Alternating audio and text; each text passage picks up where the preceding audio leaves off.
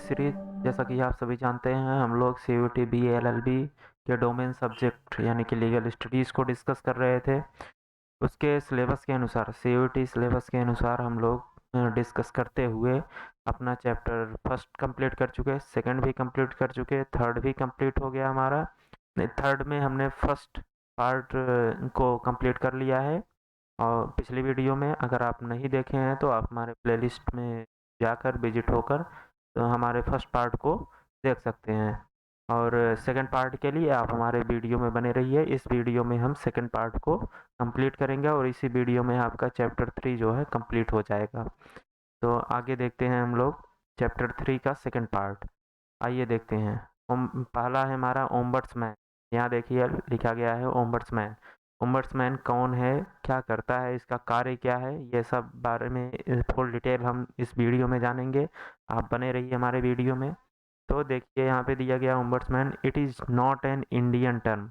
यह जो पोस्ट है, ओम्बड्समैन जो पोस्ट है वह इंडियन टर्म नहीं है, यानी कि ये कहीं विदेशों से लिया गया एक प्रकार का नाम है ओम्बड्समैन। इसका मतलब होता है रिप्रेजेंटेटिव। यहाँ देखिए लिखा गया है इट मीन्स रिप्रेजेंटेटिव, यानी कि इसका मतलब होता है रिप्रेजेंटेटिव। ओम्बड्समैन का मतलब ही होता है रिप्रेजेंटेटिव, जो रिप्रेजेंट करे।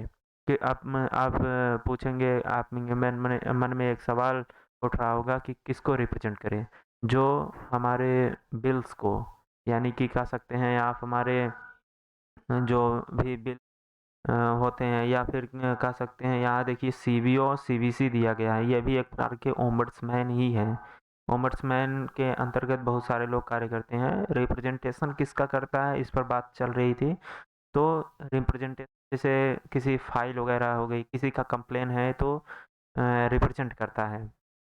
किसी का केस है, समझ लीजिए CBO जैसे है, CBO जो फाइनेंस सेक्टर में, बैंकिंग सेक्टर में कार्य करता है, उसमें जो फाइलें होती हैं सेंट्रल लेवल पर, तो ओम्बड्समैन ही रिप्रेजेंट करता है, इसलिए इसे रिप्रेजेंटेटिव कहते हैं। तो इसमें ओम्बड्समैन में फर्स्ट हमारा है CBO, chief vigilance officer. Chief vigilance officer जो होते हैं वो फाइनेंशियल सेक्टर में कंप्लेंट्स को देखते हैं, या कह सकते हैं ये फाइनेंशियल सेक्टर के रिप्रेजेंटेटिव हैं। CBO जो होते हैं फाइनेंशियल सेक्टर के रिप्रेजेंटेटिव होते हैं, यानी कि बैंकिंग या फिर कह सकते हैं आप इंश्योरेंस, जो इंश्योरेंस होता है उसमें, या बैंकिंग सेक्टर में कार्य करते हैं। अब एक व्यवहारिक भाषा में आपको बता देना चाहेंगे कि CBO कौन होता है। CBO कौन होता है, आप लोग ध्यान से सुनिएगा, समझ लीजिएगा कि यहीं पर कि CBO कौन होता है, क्या करता है, या इसका किस प्रकार से रोल होता है सेंट्रल गवर्नमेंट पे। तो देखिए, मान लीजिए आप किसी बैंक में गए, मान लीजिए आप PNB, ये देखिए पब्लिक और प्राइवेट दोनों केसेस देखता है। ऐसा नहीं है कि प्राइवेट बैंक है तो उसमें CBO अपना कार्य नहीं करेगा। दोनों पब्लिक और प्राइवेट दोनों सेक्टर में ही कार्य करता है। तो हमारी बात चल रही थी PNB पर। मान लीजिए आप एक PNB बैंक में गए, आपका अकाउंट है, तो वहाँ के जो कर्मचारी हैं, मान लीजिए कोई कैशियर है या डेटा एंट्री ऑपरेटर है कोई, तो उस प्रकार के जो छोटे लेवल के अधिकारी वहाँ पे ऑफिसर्स मौजूद होते हैं, कर्मचारी होते हैं भाई, अगर आपसे मिसबिहेव करते हैं, अगर आपसे वो कर्मचारी मिसबिहेव करते हैं, तो आप किसको कंप्लेन करेंगे? मैनेजर को करेंगे, उस ब्रांच के मैनेजर को करेंगे। अगर आपकी बात वो मैनेजर भी नहीं सुन रहा है, मान लीजिए आपकी बात मैनेजर भी नहीं सुन रहा है, तो आप क्या करेंगे? तो आप एक कह सकते हैं कि स्टेट लेवल पर बैंकिंग सेक्टर का कोई अधिकारी होगा, उसे आप चुनेंगे, वहाँ पर ईमेल करेंगे, कंप्लेन करेंगे, तो आपकी सुनवाई होगी। अब मान लीजिए कि स्टेट लेवल का अधिकारी भी आपकी बातें नहीं सुन रहा है, टाल दे रहा है, कि आप छोटी-मोटी कोई बातें हो जाती हैं, होती रहती हैं, कि छोटा मैटर समझकर आपको टाल देता है, आपके कंप्लेंट को टाल देता है। तब आप कहाँ जाएँगे? तो आप तो आपके पास केवल केवल एक रास्ता बचता है, वो है CBO, जो कि सेंट्रल लेवल पर होता है, जो फाइनेंशियल सेक्टर को देखता है, पब्लिक और प्राइवेट दोनों के सेक्टर को देखता है, दोनों मैटर्स को देखता है। तो आप एक ईमेल लिखेंगे सीवीओ को, जो करंट में सीवीओ होंगे उनके ईमेल उनको ईमेल लिखेंगे सीवीओ को कि सर हमारी बात नहीं सुनी जा रही है, हमारे साथ मिसबिहेव हुआ है, फला फला उनके नाम डालेंगे, आप जो भी है ईमेल करके ईमेल करेंगे, तब आपकी यहाँ से सुनवाई हो ही जाती है। यानी कि जो सीवीओ होते हैं बैंकिंग सेक्टर के सेंट्रल लेवल के सबसे बड़े अधिकारी होते हैं। आगे हम देखते हैं, जहाँ तक हम समझ पा रहे हैं कि सीबीओ आपको समझ आ गया हो, तो आगे हम देखते हैं सीबीसी। यहाँ देखिए सीबीसी दिया गया है। अब एक सीबीसी होता है, एक सीवीसी होता है। ये सीवीसी है, सीबीसी वो ब्लड बायो में होता है, उसे ना समझ लीजिएगा। सीवीसी है सेंट्रल विजिलेंस कमीशन, एक प्रकार का कमीशन है जो संथानम कमेटी के द्वारा रिकमेंड करके 1962 में बनाया गया था। संथानम कमेटी जानते होंगे आप लोग, नहीं जानते हैं तो आप लोग सुन लीजिए कि संथानम कमेटी ने 1962 में रिकमेंड करके सेंट्रल गवर्नमेंट से ये सीबीसी जो है सेंट्रल विजिलेंस कमीशन, इसको बनाया था। आगे हम देखेंगे लोकपाल के बारे। आप लोग लोकपाल का नाम सुने ही होंगे, तो आइए जानते हैं आज हम लोकपाल के बारे में। लोकपाल को केयर टेकर ऑफ पीपुल के नाम से भी जाना जाता है, यानी कि केयर टेकर ऑफ पीपुल ही होते हैं लोकपाल। लोकपाल जो होते हैं वो लोगों की समस्याओं का निस्तारण ही करते हैं। तो यहाँ देखते हैं हम, इनका हेडक्वार्टर न्यू दिल्ली में है। This post is on the central level, ये सेंट्रल लेवल की पोस्ट है।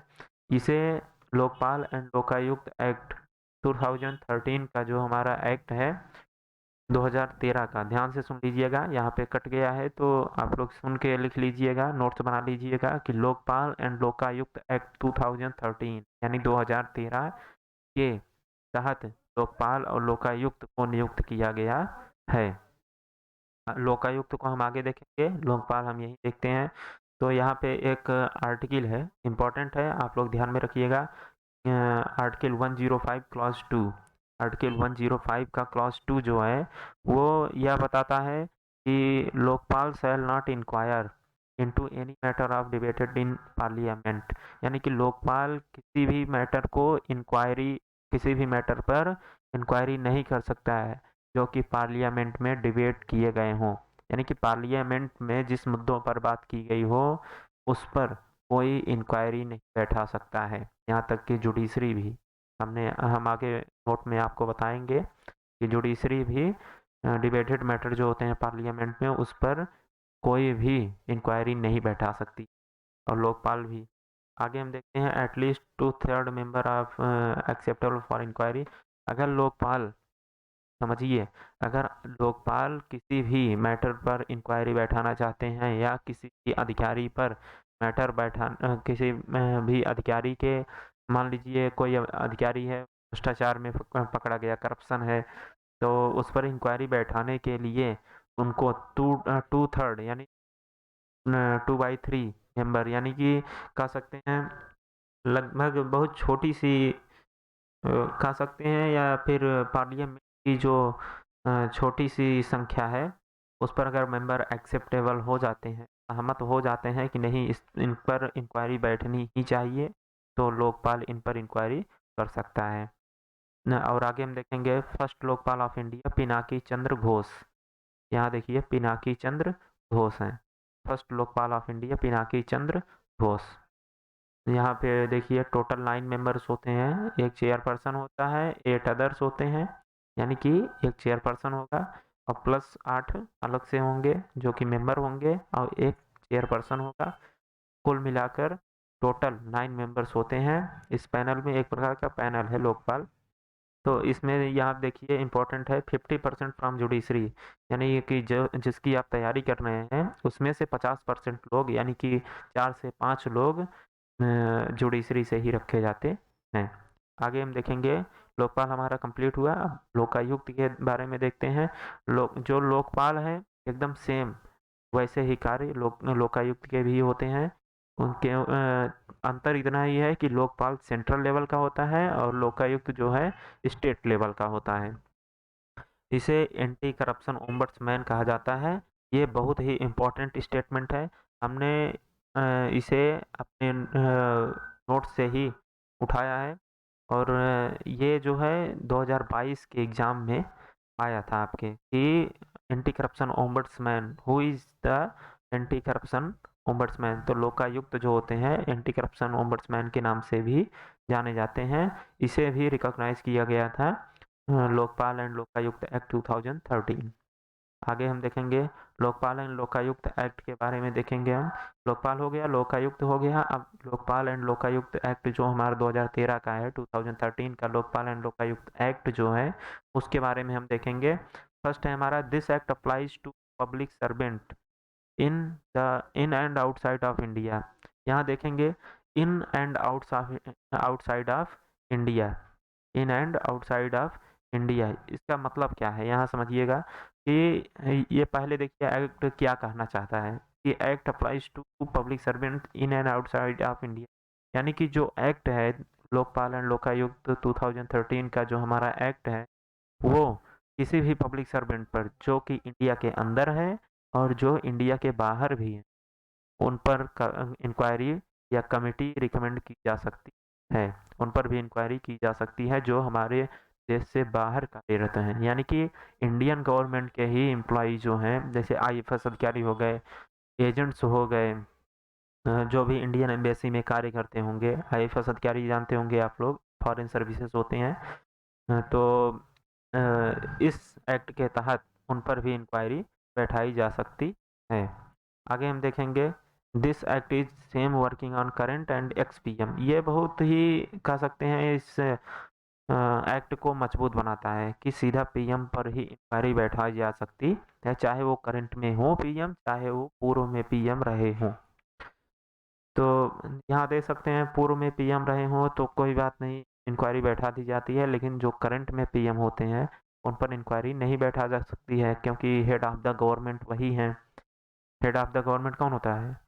प्राइम मिनिस्टर या प्रेसिडेंट? कमेंट करके बताइएगा कि हेड ऑफ द स्टेट और head of the government, head of the state कौन होते हैं और हेड ऑफ द गवर्नमेंट कौन होते हैं? कमेंट करके कमेंट सेक्शन में बताइएगा। तो हमने थोड़ी सी हिंट दे दी है, फिर भी आगे आप लोग बताइएगा। यहाँ ये एक्ट जो है ये बहुत ही एक्ट जो है इस फीचर्स की वजह से, इस ये जो फीचर है हमारा करंट और एक्सपीएम पर ही इंक्वायरी बैठाई जा सकती है, इसके कारण ये बहुत ही इम्पोर्टेंट एक्ट बन जाता है।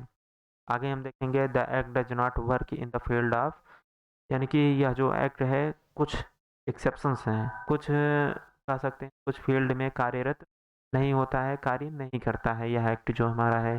फर्स्ट है इंटरनेशनल रिलेशन में, यानी कि कोई ट्रीटी वगैरह हो रही है, एमओयू साइन किया जा रहा है तो उसमें यह एक्ट जो है इंक्वायरी वगैरह नहीं बैठाएगा, ना कहीं कोई कमेटी रिकमेंड करेगा, यानी कि यह इंटरनेशनल रिलेशन की फील्ड में कोई कार्य नहीं करता है।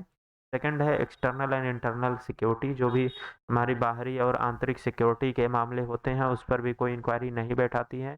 कोई कोर्ट के द्वारा पब्लिक ऑर्डर दिया गया है या फिर किसी इलेक्शन कमीशन के द्वारा पब्लिक ऑर्डर दिया गया है, गवर्नमेंट के द्वारा पब्लिक ऑर्डर दिया है, उस पर भी, उस फील्ड में भी पब्लिक ऑर्डर पर भी कोई कार्य नहीं करेगा यह एक्ट।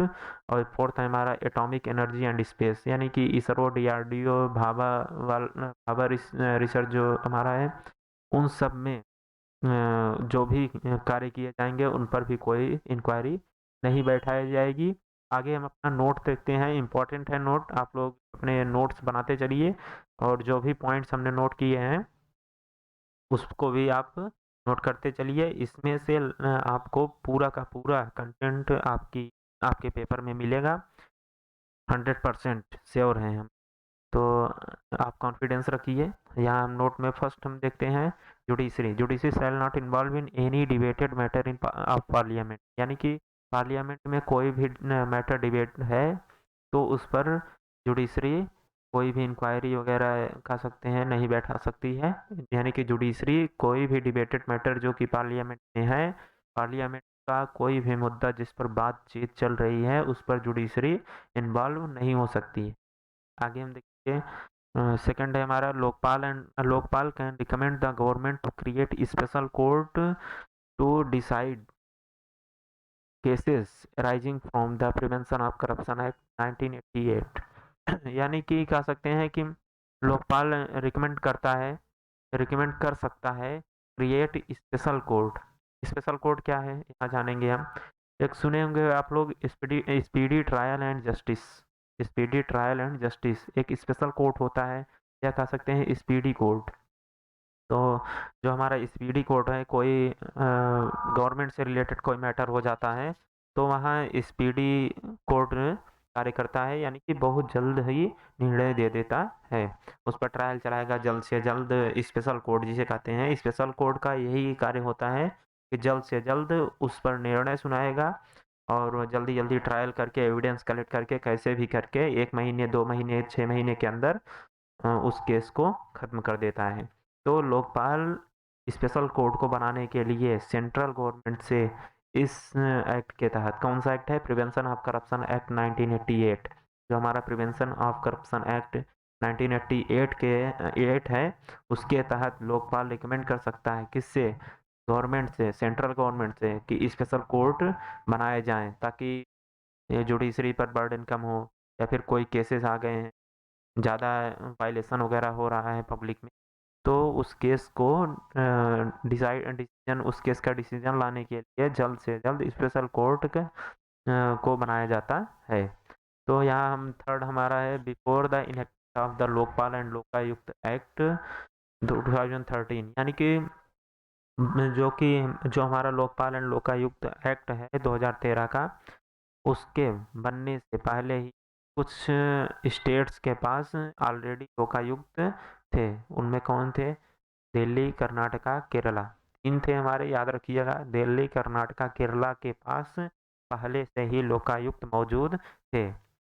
और यहाँ पे हम लास्ट हमारा है इम्पोर्टेंट है कि Maharashtra was the first state to introduce Lokayukta act in 1971, यानी कि 1971 में पहला लोकायुक्त एक्ट आया, जो कि महाराष्ट्र था लाया, जो स्टेट लोकायुक्त एक्ट 1971 में पहली बार इंट्रोड्यूस किया, वो स्टेट महाराष्ट्र था। तो यहाँ आपका सेकंड पार्ट कंप्लीट होता है। आपकी रेफरेंस बुक क्लास 12 की एनसीईआरटी लीगल स्टडीज है, और सेकंड पार्ट कंप्लीट होता है। आपका चैप्टर 3 भी यहाँ कंप्लीट हो गया। चैप्टर 4 को हम अगले वीडियो में देखेंगे, तो बने रहिए हमारे वीडियो में, अपने प्रिपरेशन को आगे बढ़ाते रहिए, कॉन्फिडेंस रखिए आगे। आप बहुत ही अच्छा करेंगे, आपको बहुत ही अच्छी यूनिवर्सिटीज़ मिलेंगी।